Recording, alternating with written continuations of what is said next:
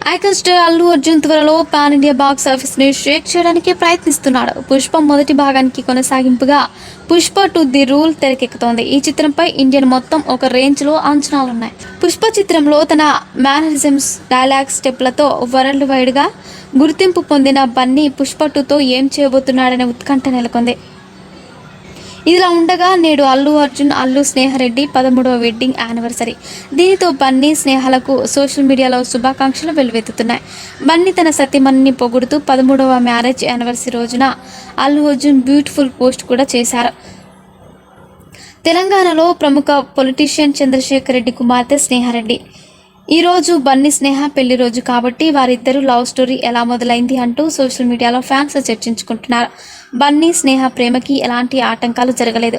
చాలామంది పెద్దలు ప్రేమ పెళ్లిలు అంటే అడ్డు చెబుతారు. కానీ వరుడు చిత్ర సమయంలో అల్లు అర్జున్ ప్రేమించినా పర్వాలేదు, ఆ అమ్మాయితోనే పెళ్లి చేస్తామని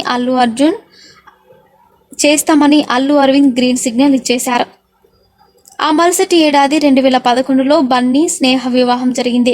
అల్లు అర్జున్ తొలిసారి స్నేహని ఒక నైట్ క్లబ్ పార్టీలో చూశాడట. ఈ విషయాన్ని స్వయంగా బన్నీ ఓ ఇంటర్వ్యూలో తెలిపాడు.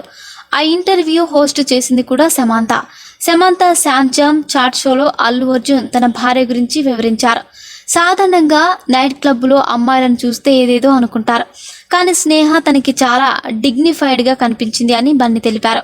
ఎక్కడ ఉన్నా స్నేహ చాలా డిగ్నిఫైడ్గా ఉంటుంది, అదే నాకు ఆమెలో నచ్చిన క్వాలిటీ అని అల్లు అర్జున్ తెలిపారు. పెళ్లికి ముందు తాను స్నేహారెడ్డిని ప్రేమిస్తున్న విషయం కేవలం 2 వ్యక్తులకు మాత్రమే తెలుసు, అందులో ఒకరు సమాంత అని బన్నీ తెలిపాడు. అసలు సమాంతకి మాత్రమే ఎందుకు చెప్పానో ఇప్పటికీ అర్థం కావడం లేదని అల్లు అర్జున్ సరదాగా అన్నారు. వెంటనే సమాంత రియాక్ట్ అవుతూ, అవును, ఆ రోజు బన్నీ చిన్నపిల్లాడిలా కనిపించాడు, స్నేహ ఒప్పుకుంటుందా లేదా అంటూ టెన్షన్ పడిపోయినట్లు సమాంత రివీల్ చేసింది. మరిన్ని ఇంట్రెస్టింగ్ అప్డేట్స్ కోసం మా ఛానల్ని సబ్స్క్రైబ్ చేసుకోండి.